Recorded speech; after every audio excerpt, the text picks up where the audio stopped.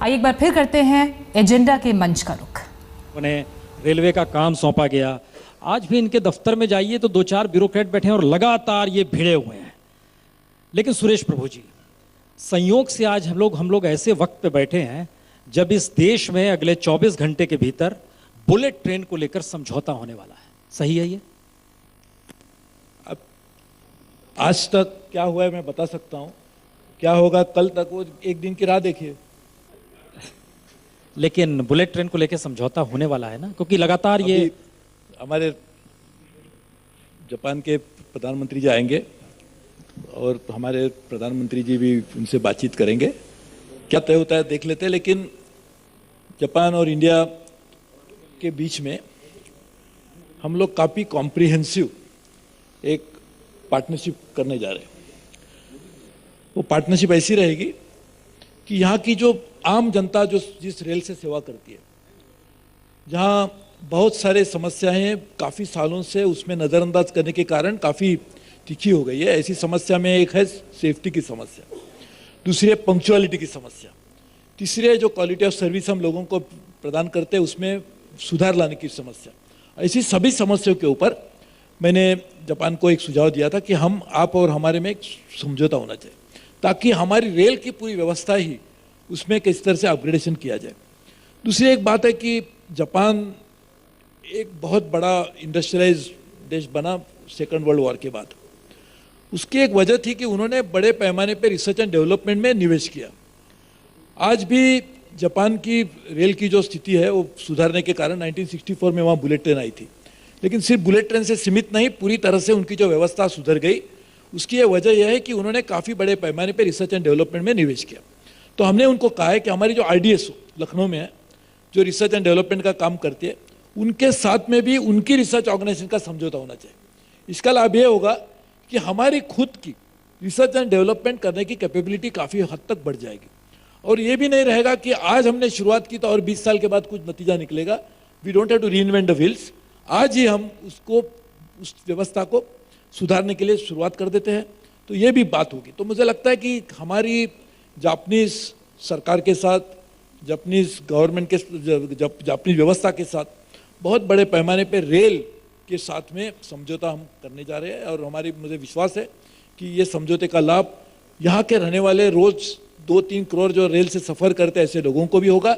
और साथ साथ में कुछ स्पेशल प्रोजेक्ट जापान के साथ होते हैं, उसके आपको एक थोड़ा सा, क्योंकि कल के लिए भी कुछ न्यूज़ रखनी चाहिए, इसके लिए हम रख देते हैं। लेकिन जैसे ही जहन में सुरेश जी बुलेट ट्रेन का जिक्र होता है, वैसे ही हर भारतीय के जहन में शायद ही कोई होगा जो ट्रेन में सफ़र जिसने ना किया हो, जिसने मज़ा ना लिया हो ट्रेन का, और छुक छुक गाड़ी से लेकर आधुनिकतम गाड़ी तक की स्थिति में। लेकिन हम दोबारा उसी स्थिति में लौटते हैं। अच्छा, रेलगाड़ी से जाना है, वही प्लेटफॉर्म मिलेगा, वहीं पर रुकना होगा। उस गाड़ी के भीतर कैसे जाएंगे टॉयलेट, सफाई होगी या नहीं होगी, वक्त पे पहुंच जाएंगे या नहीं पहुंच जाएंगे, इतने सारे सवाल झटके में हर किसी के आते हैं। और बैठने की सीट मिलेगी या नहीं मिलेगी, जो लोग जनरल कंपार्टमेंट में सफ़र करते हैं, ये सारे सवाल आते हैं। तो मैं आपको एक आप 2-3 मिनट देंगे, मैं सब सवालों का बताता हूँ। सबसे पहले, आज हमारी रेल का जो इंफ्रास्ट्रक्चर है पूरी तरह से सैचुरेट हो गया है। यानी खास करके इलाहाबाद टू मुगलसराय, हम हमेशा उसकी बात करते हैं लेकिन उसमें कुछ किया नहीं। हमारी हार्ट की एक भी आर्टरी ब्लॉक हो जाती है तो समस्या आ सकती है, लेकिन जो मेन आर्टरी ब्लॉक होगी तो पूरी, हम तो यहाँ बात करने के लिए रहेंगे नहीं, ऊपर ही जाएंगे।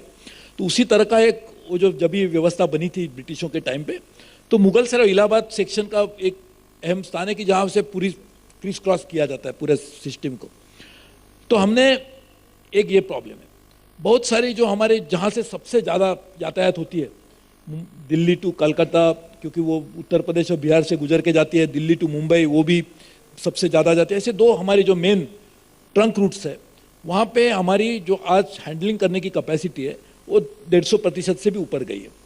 अभी ये जब तक आप ठीक नहीं करेंगे तो ट्रेन की देरी का कारण ठीक नहीं कर पाएंगे, वो ठीक नहीं करेंगे, वहाँ ऑगमेंटेशन कैपेसिटी नहीं करेंगे तो नई ट्रेन छोड़ नहीं पाएंगे, नई ट्रेन छोड़ नहीं पाएंगे तब तक आपकी कैपेसिटी नहीं बढ़ेगी। तो हमने सभी के ऊपर ध्यान देकर बजट जब बनाया तो मैंने कहा हम पहली इसी को ध्यान देते। ये थोड़ा सा नॉन ग्लैमरस इशू है, नई लाइन अनाउंस करते तो लोगों को ठीक लगता है, लेकिन हम कहेंगे कि अभी नई टॉयलेट बनाएंगे लोगों को अच्छा लगेगा कि टॉयलेट में क्लीन करूंगा, ये नॉन ग्लैमरस जॉब हो गया। तो इसके लिए मैंने कहा ठीक है, नॉन ग्लैमरस भले हो लेकिन देश की समस्या को छूटनी चाहिए, मूल समस्या को ही हाथ लगाना चाहिए। तो हमने एक काम की शुरुआत की है। मुझे लगता है 3 सालों में कम से कम लगेंगे। ये जब पूरा होगा तो आप उसमें देखें कितना सुधार है। दूसरी बात, हमारी आज उसी सड़क, उसी ट्रैक के ऊपर गुड्स ट्रेन भी चलती है और उसी ट्रैक के ऊपर हमारी पैसेंजर ट्रेन भी चलती है। 2/3 हमारा जो इनकम है वो आता है कार्गो से, और उनको कोई टाइम टेबल नहीं, 20 किलोमीटर के प्रतिशत से ट्रेन ज़्यादा से ज़्यादा चलती है, गुड्स ट्रेन। तो इसके लिए हमने कहा कि डेडिकेटेड फ्रेट कॉरिडोर जो शुरू था, हम उसको एकदम प्राथमिकता देकर जल्दी पूरा करेंगे। मैं आपको कह सकता हूँ, हमने जो टारगेट दिया 3.5 साल का, वो पूरा होता है तो पूरी तरह से जब ये भी काम पूरा होगा जो मैंने अभी बताया आपको, साथ साथ में डेडिकेटेड फ्रेट कॉरिडोर भी पूरा होगा, तो पूरा का पूरा फ्रेट ट्रैफिक वहाँ से हटकर डेडिकेटेड लाइन पे जाएगा। तो यहाँ भी हमको खुली व्यवस्था मिलेगी। तीसरी बात, जब तक ये नहीं होता है तब तक हम करने के लिए हमने हर बोगी में, ट्रेन में हमने ज़्यादा कैपेसिटी बढ़ाई, यानी वही ट्रेन चलेगी, उसमें ज़्यादा बोगी लगी है, ज़्यादा कैपेसिटी लगी है। उसका लाभ ये हुआ कि उसी ट्रेन के सेक में आज 24 जाते थे, उसमें और एक 20 जाते थे, उसमें 1-2 लगा दिए, 18 जाते तो 20 लगा दिए। उसके लाभ ये हुआ कि उसी कॉस्ट में हम ज़्यादा लोगों को आज ट्रांसपोर्ट कर रहे हैं। और जो कंजेशन का इशू उसमें हैंडल किया, कंजेशन है तो एक ट्रेन के लिए कंजेशन है ही है, उसमें 2 और डिब्बे लगेंगे तो कोई फर्क नहीं पड़ता है, तो ये भी कर दिया। साफ सफाई की व्यवस्था को मैं जरूर दावे से कह सकता हूँ कि 1 साल में हमने काफ़ी सुधार लाने की हम सफल रहे। मैं ये नहीं कहता हूँ कि सबसे सब 8,000 स्टेशन अच्छे बन गए, लेकिन बहुत बड़े पैमाने पे हो गए। साथ साथ में ऑनबोर्ड क्लीनिंग जो है उसमें भी हमने काफ़ी सुधार लाए। अभी बहुत सारी ट्रेन के ऊपर, ट्रेन जब चलती है तभी भी उसमें हो जाता है। ट्रेन का जो इंटीरियर है वो ठीक करने के लिए हमने एक काम दिया था नेशनल इंस्टीट्यूट ऑफ डिज़ाइन को। उसका पहले 2-3 कोचेज आ चुके हैं, आप जरूर देखिए, आपको भी हैरान होंगे कि एक सही माने में देश के कोच है, लेकिन सब कोच करने के लिए टाइम लगेगा क्योंकि हजारों हमारे पास कोचेज रेल में ऑपरेट होते हैं। इतना धन भी नहीं है, इसके लिए इमीडिएट नहीं होगा, लेकिन उसकी शुरुआत हो गई है। तो आपको कुछ समय के बाद ये एहसास होगा कि आप ट्रेन में अंदर बैठ कर ट्रैवल करें, बहुत ही अच्छा लग रहा है। सफाई की हो गई, खाने की, खान पान सेवा, ये भी बहुत समस्या लोगों की आज भी शिकायत है। हमने ई केटरिंग शुरू कर दी, जो मैंने बजट में कहा था। 2000 से ज़्यादा ट्रेन में आज पूरी मात्रा में आपको जो पसंद का खाना आपको मिल सकता है, यानी चॉइस मिल गया। लोगों को पहले चॉइस नहीं था, आपको खाना है तो खाइए, नहीं तो भूखे रहिए, ये चॉइस नहीं है। जो हम क्वालिटी खाना देना चाहते हैं उसके लिए दूसरी व्यवस्था मैं करने जा रहा हूँ कि बेस किचन बनाए जाएंगे। तो बेस किचन बनने से एट सोर्स क्वालिटी के ऊपर हमारा ध्यान होगा। कंबल की एक लोगों तक बहुत शिकायत थी, तो हमने जहाँ जहाँ संभव था वहाँ पर मैकेनाइज लॉन्ड्री कर दी। मैकेनाइज लॉन्ड्री जहाँ जहाँ आई है वहाँ लोगों की कंबल के बारे में शिकायत खत्म हो गई। बहुत सारी सब जगह आई नहीं है, लाने की शुरुआत हो गई है। ये सभी चीज़ों के ऊपर मैंने बजट में कहा था। इस तरह से 110 के आसपास बजट के जो भी मेरे ऐलान थे उसको हमने पूरी मात्रा में पूरा भी किया। तो मैं लगता है कि ये समय लगेगा। दुर्भाग्य से किसी में एक इन्वेस्टमेंट बैंकर मुझे पूछ रहे थे, उस दिन मैं उनको बता रहा था, वो पूछ रहे थे जल्दी क्यों करिए ना। तो मैंने कहा मैं यदि नूडल्स या instant T, instant coffee business में होता तो कितना अच्छा रहता था कि फौरन आपको दे देता था। लेकिन ये व्यवस्था जितने सालों से उसको नज़रअंदाज किया गया था, उसको ठीक करने की शुरुआत की गई है। मुझे पूरा विश्वास है इसी तरह से, इसी रास्ते पे हम चलते रहेंगे। तो आज तक नहीं, लेकिन कल तक हम उसको पूरा करेंगे। लाइफलाइन है भारतीय रेल और बहुत ही विस्तृत है, और जाहिर है आप जिस बात का जिक्र लगातार कर रहे हैं उसमें लग ऐसा रहा है कि बहुत मुश्किल काम है। ये सुधारना किसी को भी लगता है मुश्किल काम है, लेकिन आप जिन चीज़ों का जिक्र कर रहे हैं इसको आप क्रॉस चेक कैसे करते हैं? कि आपने कहा अभी भोजन की व्यवस्था बेहतर है, कैसे इसको रीचेक कर पाते हैं कि ये हो रहा है? आपने कमरे में बैठ के पॉलिसी डिसीजन लिया, लेकिन भारतीय रेल में सफ़र करने वाले लोग, क्या आपको लग रहा है कि आपकी बातों को सुनने के बाद मान लेंगे कि हो रहा है वहाँ पर? सब मैं बहुत सारा फीडबैक मैं लोगों से लेता हूँ। चलिए 1 मिनट, हमने इसका जिक्र, पिछले हफ्ते हम गया से चढ़े, राजधानी एक्सप्रेस भुवनेश्वर की, रात के 11 बजे पहुंचती है गया में। वहाँ बैठे, रात का भोजन नहीं मिला। हमने कहा यार भूखे हैं, कुछ खाया नहीं है। उन्होंने कहा भोजन नहीं है। मॉर्निंग में उसने पूछा क्या लेंगे, हमने कहा रात में भोजन नहीं किए थे, संभव हो तो कटलेट भी दे दीजिए, आमलेट भी दे दीजिए। बोले कोई एक चीज़ ही देंगे, बाकी पेमेंट करना होगा। पिछले हफ्ते का एक्सपीरियंस है। गाड़ी वहाँ से चली और दिल्ली पहुँचने के बीच में 3 घंटे लेट हो गई। बुलेट ट्रेन चलेगी तो 3 घंटे में पहुँच जाती गया से दिल्ली, यहाँ 3 घंटे ओरिजिनल टाइम से लेट थी। और पता चला सारी रेलगाड़ी लेट थी और उसमें सारी राजधानी लेट थी। जो हावड़ा से आ रही थी, जो कैलकाटा से आ रही थी। सवाल सिर्फ इतना है, आप जो कर रहे हैं, सोच रहे हैं, ठीक है, लेकिन वो इम्प्लीमेंट कैसे हो रहा है, आप देख कैसे पा रहे हैं? ये जो मैंने आपको कहा वो सब बात इम्प्लीमेंट हो रही है। जो आप जो बोल रहे हो तो वही तो मैं आपको कह रहा था कि जो ट्रेन बिहार से आती है, जो ट्रेन यूपी से आती है, वो ट्रेन उसी रास्ते से गुजरती है, तो उससे ट्रेन सब डिले हो रही है। आज नहीं हो रही है, वो काफ़ी समय से डिले हो रही है। और ये वजह ये भी है कि जो डिले का वजह से हमने उसको छोड़ दिया, थोड़ा 1 घंटा हो रही थी तो 1.5 घंटे तक आ गई, 1.5 घंटे की 2 घंटे तक आ गई। ये तो स्थिति थी, उसको ठीक करने की हमने शुरुआत की। तो मैं ये भी नहीं कहूँगा कि देरी जो हो रही है उसको हमने, लेकिन ऑल इंडिया पे आप देखेंगे तो जो पंक्चुअलिटी का जो रिकॉर्ड था इंडिया का, ऑल इंडिया रिपोर्ट जब मैं मंत्री बना, उसमें कम से कम 10% से ज़्यादा सुधार भी आया। बहुत सारे डिवीजन में 100% पंक्चुअलिटी भी है। लेकिन ये जो बुनियादी वजह है जहाँ पे पूरी तरह से ये प्रॉब्लम है, उसमें तो सुधार आने की डिफिकल्टी है। अभी ये बात रही डिसीजन कैसे किया जाएगा। सबसे पहले ये प्रक्रिया को ही हमने पूरी तरह से उसको हम बदलाव ला रहे, जिसमें कि पहले सब डिसीजन मंत्री ले रहे थे, अभी पूरे के पूरी डिसीजन मेकिंग की जो प्रोसेस है वो हमने डेलीगेट कर दी। मैंने पिछले 1 साल में, मैं मंत्री हूँ, 1 रुपये का टेंडर भी मेरे पास नहीं आया, और उस समय में हमने लाखों रुपए के टेंडर दिए। ये भी एक रिकॉर्ड अपने आप में कि जहाँ पे इतने बड़े मात्रा में टेंडर्स क्लियर किए गए, लेकिन उसका एक भी नहीं है। तो अभी डिसीजन मेकिंग प्रोसेस पूरी तरह से ईयरमार्क की गई। अब जो बात रहे फीडबैक की, मैं आपको कह रहा हूँ कि रोज 1.5 से 2 लाख कॉल रजिस्टर किए जाते हैं लोगों को फीडबैक पूछने के लिए। उसके अलावा ईमेल है, ट्विटर है, सोशल मीडिया है, फेसबुक है, सब जगह से भी हमको फीडबैक आता है। हम जहाँ तक हो सके उस फीडबैक के आधार पर बदलाव लाने की कोशिश करें। लेकिन मैं बिल्कुल कहता हूँ, मैं भी, आप मुझे पूछेंगे क्या आप खुश हैं, बिल्कुल नहीं, क्योंकि मुझे मालूम है कि ये जो समस्या यदि इतनी आसान थी कि इतने सालों के चलने वाली समस्या, कुछ लोग बोलते हैं कि कुछ एक्सीडेंट, जैसे मुंबई में एक सबअर्बन रेलवे की समस्या है। मुझे एक आदमी ने चिट्ठी लिखी, वो काफ़ी बड़ा पॉलिटिकल लीडर भी है। 1973 में उसके पिताजी इसी तरह से ट्रेन से गिर गए थे, उसकी वजह से उसको रोजगारी करके पढ़ाई करनी पड़ी। यानी 73 में भी समस्या थी, आज वो ज़्यादा बढ़ गई है। यानी आज अभी 73 से आप उस समस्या को दूर करने की कोशिश करते हैं। आज जो मुगल सराय और इलाहाबाद में डिले हो रहा है, कल से नहीं हो रहा है, वो सालों से हो रहा था। आपने उसमें निदान करने के सिवा और भी ट्रेन चला दी तो समस्या ठीक हो जाएगी कि बढ़ जाएगी? तो ये कहने के लिए मैं कह रहा हूँ कि आज जो आप कह रहे हो वो सिम्टम है, वो सिम्टम को ठीक करने के अलावा करना ही चाहिए, क्योंकि लोगों की समस्या है। लेकिन सिम्टम के साथ साथ आप जब तक कॉज तो जाके ठीक नहीं करेंगे तो सिम्टम वैसे रहेगा, कॉज की वजह से आप वो उभर के आएगा दोबारा। इसके लिए मैं समझता हूँ कि बुनियादी स्तर पे जाके रेलवे की व्यवस्था ठीक करने की जरूरत है। मुझे मालूम है, मैंने जैसे कहा कि नॉन ग्लैमरस जॉब है, क्योंकि इसका पूरी तरह से नई ट्रेन, नई गाड़ियाँ, नई रेलवे लाइन लोगों को अच्छा लगता है, लेकिन वो करके लोगों को लाभ होता है कि ना लाभ नहीं होता है, देखना चाहिए। बच्चा मांगेगा वो मैं देते रहूँगा तो बच्चे की हालत ठीक रहेगी, या मैं बच्चा मेरे बारे में तो खुश रहेगा, लेकिन बच्चे की हालत क्या होगी? तो मैं मानता हूँ रेल की स्थिति को ठीक करना यह आवश्यक है। इसके लिए 5 साल का पूरी तरह से प्लान मैंने पार्लियामेंट के सामने बजट के समय ही दिया था, और वो 5 साल के प्लान में 1 साल में क्या करेंगे उसमें से 110 पॉइंट के ऊपर हमने इंप्लीमेंट भी कर दिया। यानी ऐसा नहीं है कि सिर्फ 5 साल तक हम कुछ ऐसे बैठे रहे। यानी जो शॉर्ट टर्म मेजर है इंप्लीमेंट हो रहे, जो लॉन्ग टर्म मेजर का इंप्लीमेंटेशन शुरू हो गए, लेकिन वो शॉर्ट टर्म मेजर में कन्वर्ट लॉन्ग टर्म को नहीं किया जा सकता, क्योंकि उसमें लगने वाला है ये समय। जैसे आपने बिल्कुल सही कहा कि बिहार से आने वाली ट्रेन, यूपी से आने वाली ट्रेन उसी रास्ते से गुजरेगी।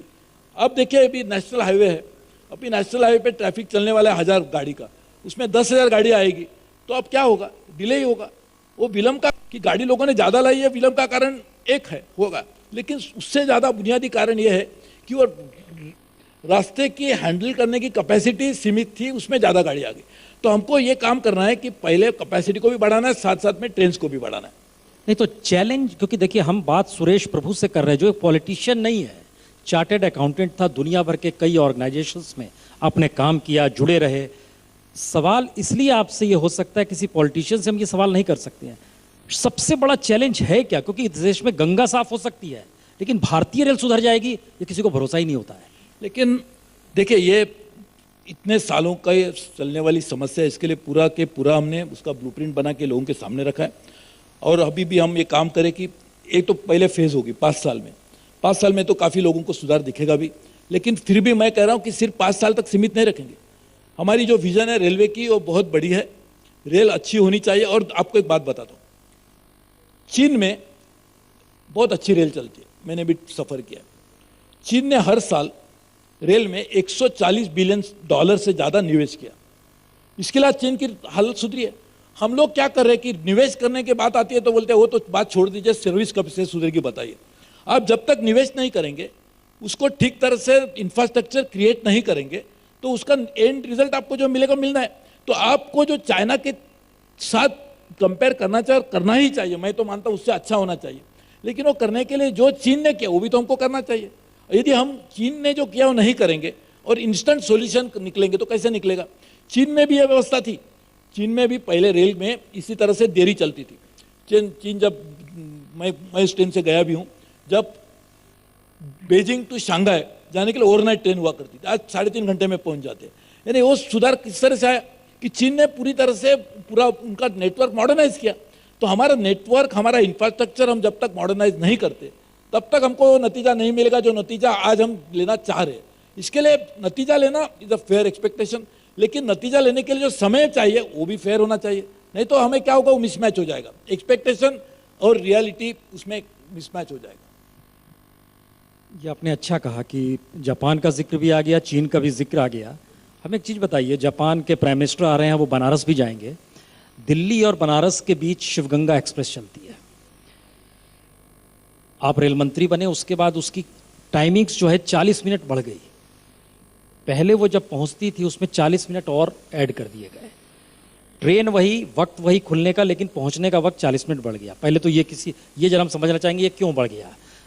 दूसरा सवाल एक और यहाँ पर हमको दिया था, जो यहाँ लोग बैठे हुए हैं, उसमें एक ने हमें जानकारी दी थी कि जैसे विवेक एक्सप्रेस है, डिब्रूगढ़ से कन्याकुमारी सबसे लंबी ट्रेन है ये, और एक डब्बे में 4 टॉयलेट, और उस 4 टॉयलेट में ये लगभग जो 50 घंटे का सफ़र तय करते हैं हम लोग, उसमें उनका आर्गुमेंट है कि आप बैठ ही नहीं सकते हैं जनरल कंपार्टमेंट, छोड़िए जो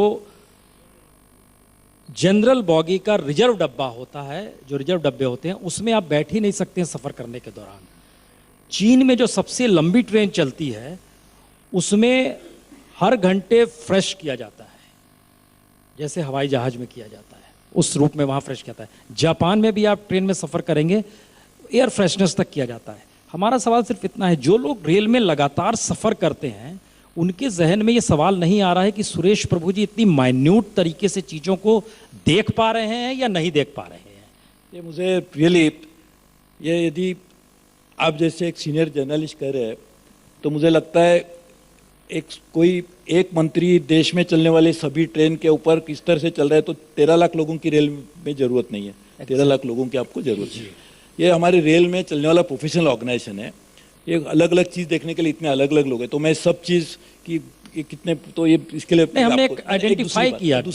ये दोनों सवाल संयोग से इसी बीच में लोग बैठे, मैं बैठा, मैं समझ सकता पता चला कि आप उसके लिए जवाब भी दिया जा सकता है, लेकिन उसके लिए जो एक्चुअली उसमें हैंड्स ऑन देखते हैं उनको पूछना चाहिए। अब ये सिर्फ मैं माइन्यूटली देखूंगा, साथ साथ में मैं 1.5 लाख करोड़ रुपया भी लाऊंगा साथ साथ में, तो फिर आपको ये भी ये करना चाहिए कि मंत्री ने क्या क्या करना है, उसके ऊपर भी आपको ये करना चाहिए। नहीं तो गवर्नेंस की बात जब आती है तो हम प्रोफेशनल ऑर्गेनाइजेशन चलना चाहिए कि मंत्री को ये सब छोटी छोटी चीज में देखना चाहिए। फिर कहेंगे मंत्री का आपका टाइम छोटी छोटी चीज में जाता है, इसकी वजह से इतनी सालों की जो समस्या चल रही है वो भी आ रही है। तो मैं छोटी छोटी चीज भी देखता हूँ, ऐसी बात नहीं कि छोटी छोटी। इसके लिए हम हर आने वाले सवाल का, कितने ट्वीट्स मेरे को आते हैं, जितने हमको लेटर आते हैं, हर सवाल का जवाब अभी तक किसी ने दिया नहीं था, वो देता हूं। नहीं तो छोटी छोटी बात के ऊपर ध्यान भी नहीं दिया जा सकता था। ये सब हम कर रहे हैं। आपने ठीक, लेकिन एक बात दर्शकों को भी एक चीज बता दें जो हमारे साथ बैठे हुए हैं, बता रहा हूँ कि आपने एक अच्छा काम किया। एक चीज जानकारी दे दें जो अखबारों में बहुत कम आया और हम लोग भी नहीं दिखा पाए। एक ट्वीट आया कि बेटी को हमारे फॉग की वजह से ट्रेन लेट हुई है, दूध नहीं मिल रहा है। उन्होंने ट्वीट किया सुरेश प्रभु जी के नाम, उसको अगले स्टेशन पे स्टेशन मास्टर दूध लेके पहुंच गया। ये भी एक स्थिति है मंत्री महोदय, हमको लगता है ये भी एक स्थिति है, इसके सहमति है। एक नहीं है, ऐसे सैकड़ों बहुत सारे हम सवाल, यकीन। इसका मतलब छोटी छोटी बात नहीं देखते तो नहीं होगा, लेकिन कहने का बात यह है कि प्रोफेशनल ऑर्गेनाइजेशन रेल को बनना चाहिए। ये रेल की इसी तरह से कि मैं मंत्री बैठा हूं तो मैं ही तय करूंगा, एक एक चीज सबको देखते रहूंगा, मैं एक राजा बन के बैठा हूं, तो रेल नहीं चल पाएगी जिस तरह से हमने करने की कोशिश की पहले। इसलिए मैं समझता हूं उसको प्रोफेशनल ऑर्गेनाइजेशन बननी चाहिए। दूसरी बात, अब ये ट्रेन में कितनी टॉल हम देख लेंगे, अभी आपने बताया तो हम उसके ऐसा फीडबैक हम हमेशा लेते रहते। और मैं आपको कहना भी चाहता हूं कि बहुत सारे लोग हमारी सर्विस में और भी बहुत कंप्लेंट्स आते, कंप्लेंट रोज आते रहते।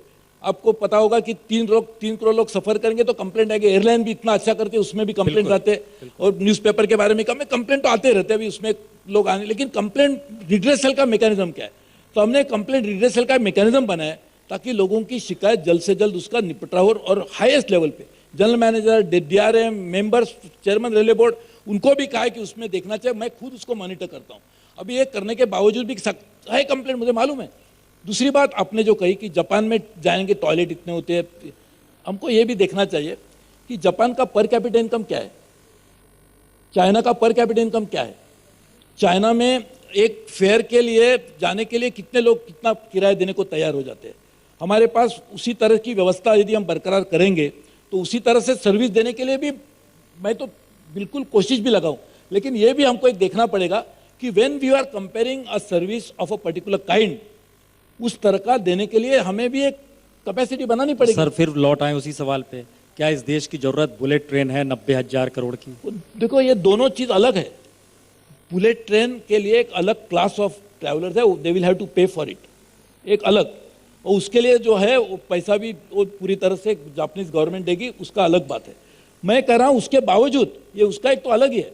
ये मेरा जो समय है 100% समय इस बात के लिए नहीं जाता, मेरा 100% समय आम जनता की रेल सर्विस को सुधारने के लिए जा रहे हैं। उसके लिए मैंने आज तक अभी तक भी आपको जो बात की वो सभी इसी बात के ऊपर निर्भर है। लेकिन बात यह है कि रेल हमारी जो जापानीज है, चाइना ने भी जब उनकी रोल इनकम थी तभी भी उन्होंने बुलेट ट्रेन लाई। 1964 में जापान की इनकम थी, वो टाइम भी उन्होंने बुलेट ट्रेन लाई। यानी बुलेट ट्रेन का संबंध है, आप सर्विस कंपेयर करें, आपका भी ये इशू इसके सीमित नहीं है। आप कह रहे कि जापान में इसी तरह के टॉयलेट के लिए ये ऐसा होता है, चाइना में इस तरह का होता है, इसी तरह से हम भी सर्विस देनी चाहिए, हम देने की कोशिश करेंगे, लेकिन उसके लिए भी उसका जो भुगतान करना पड़ेगा उसके लिए भी कैपेसिटी करनी पड़ेगी। पैसे की कमी है, वो पैसे कमी है, इसके लिए तो रेल के पास आज भी पैसे की कमी है, कल भी थी आज भी है।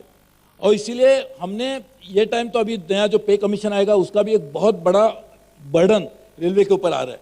मुझे मालूम नहीं उसको किस तरह से निपटाया जाए, उसके लिए भी हम कोशिश में लगे हुए। तो ये पैसे की कमी पूरी कैसे होगी? क्या फ्लाइट रेट बढ़ा दिया इसीलिए जाए, तो हमने पैसेंजर रेट बढ़ा दिया जाए? नहीं, वो तो क्या कैसा करें, हम तो उसको सोच रहे हैं। लेकिन आपने जापान के मेरे ख्याल से फंड से भी पैसा लेना चाहे, पेंशन फंड से। नहीं, वो तो देखिए मैं क्या बोल रहा हूँ आपको, एक आपको पहले किसी तरह से क्लैरिटी होनी चाहिए।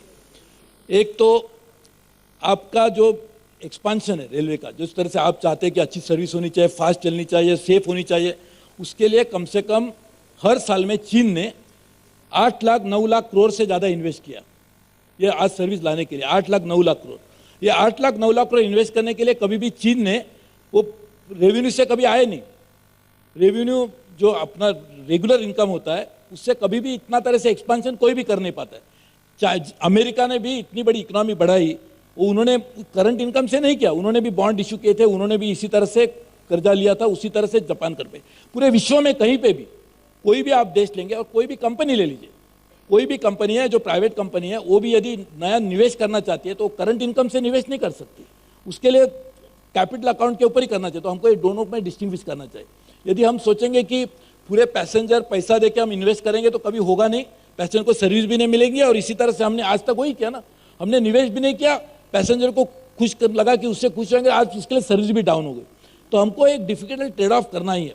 जो कैपिटल एक्सपांशन है, जो असेट क्रिएशन है, कैपेसिटी क्रिएशन है, सेफ्टी रिलेटेड इश्यूज है, वो करने के लिए कैपिटल अकाउंट पे ही पैसे रेज करने पड़ेंगे। जो हमारी सर्विस देते हैं हम, वो सर्विस देने के लिए रेवेन्यू लेवल पे करने पड़ेंगे। क्लैरिटी हमें होनी चाहिए, वो कंफ्यूजन लाने की जरूरत नहीं है। और इसलिए यही करेंगे तो एक्सपांशन भी साथ साथ होगा, रेवेन्यू भी बढ़ेगा। रेवेन्यू बढ़ेगा तो हम पूरी तरह से एक अच्छी सेवा भी बनाएंगे और एक अच्छा देश भी बनेगा। एक आखिरी सवाल, वाजपेयी जी के दौर में आपको कहा गया था नदियों को जोड़ने का काम दिया गया था, इस वक्त में रेल को सुधारने का काम दिया गया, बड़ा चैलेंज कौन सा है दोनों में से? देखिए ये तो वैसे देखा जाए तो कैबिनेट और कैबिनेट इक्विवेलेंट पोजीशन देखेंगे तो मेरी 9वीं जिम्मेदारी है। तो इसीलिए आपको 9 बच्चे होते हैं तो कहना मुश्किल हो जाता है कि आपको कौन सा बच्चा अच्छा लगता है। सभी बच्चों के ऊपर प्यार हमेशा वही रहता है। मैं इन्वायरमेंट मिनिस्टर भी था, पावर मिनिस्टर भी था, केमिकल फर्टिलाइजर था, इंडस्ट्री में भी था, काफ़ी था। तो मैं समझता इम्पोर्टेंट है, लेकिन दोनों में एक साम्य है। जैसे आपने पूछा, बहुत अच्छा पूछा कि एक तो दोनों जोड़ने का काम करती है, एक तो नदियाँ जोड़ने का काम था और ये है रेल को देश को जोड़ने का काम। तो मैं मानता हूँ मैंने एक बीच में बहुत बड़ा पखौड़ा किया था 26 मई से लेकर 9 जून तक, जिसमें हर हमारे अफसर सब आम आदमी को जाके मिलने को हमने आदेश दिया। तो आम क्लास से ट्रैवल कर रहे थे, सबको मिले थे। उस समय मैंने एक नारा दिया था, रेल बढ़ाओ देश बढ़ाओ। तो मुझे लगता है रेल को जोड़ने का काम तो हो गया, लेकिन अभी बढ़ाने का काम भी करना चाहिए। नहीं तो रेल ने जोड़ दिया, लेकिन जिसने जोड़ा है उसकी ताकत नहीं रहेगी तो रेल आगे नहीं आ पाएगी। मुझे पूरा विश्वास है कि रेल की करंट हमारी देश की अर्थव्यवस्था 2 या 3% हर साल बढ़ सकती है। अभी आपने देखा होगा कुछ ही साल में हमने 40,000 करोड़ के नए कॉन्ट्रैक्ट इशू किए, उसमें नई टेक्नोलॉजी भी आएगी और साथ साथ में हमारी जिस राज्य में हम करें, बिहार में, वहाँ के लोगों को रोजगार भी मिलेगा। उसके कारण एक बहुत बड़े पैमाने पे इकोसिस्टम बनेगी, स्मॉल एंड मीडियम एंटरप्राइज भी तैयार हो जाएंगे। इस तरह का मेक इन इंडिया जो हमारे प्रधानमंत्री जी का एक विश्वास है, और मैं मानता हूँ ये बहुत बड़ी देश में एक बदलाव लाने की एक किमया उसमें है। ये लाने के लिए हमें इस तरह के नए नए प्रोजेक्ट करने चाहिए। साथ में इसका लाभ ये भी होगा, रेल भी सुधरेगी, देश भी सुधरेगा। यानी देश बढ़ाओ, रेल बढ़ाओ, देश बढ़ाओ। तो ये मैं मानता हूँ जोड़ने का काम भी करना चाहिए, बढ़ाने का काम भी करना चाहिए। जोड़ने का और बढ़ाने का काम दोनों साथ में होगा तो मुझे लगता है आगे आने वाले दिनों में आप एक अलग तरह का देश देख पाएंगे, जिसमें रेल का योगदान भी बड़े पैमाने में होगा। बहुत बहुत शुक्रिया, बहुत बहुत शुक्रिया सुरेश प्रभु जी। सुरेश प्रभु जी, आप जाएं उससे पहले एक छोटी सी भेंट हमारी तरफ से देने के लिए इंडिया टुडे ग्रुप के ग्रुप सीईओ आशीष बग्गा जी स्टेज पर आ रहे हैं।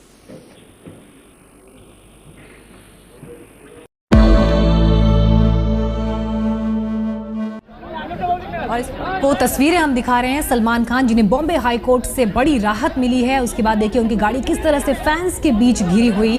घर पहुंचे हैं सलमान खान गैलेक्सी अपार्टमेंट उनका बांद्रा में। So, guys, do you know why he's Kukkada Kamalda? Because he's a Delhi boy.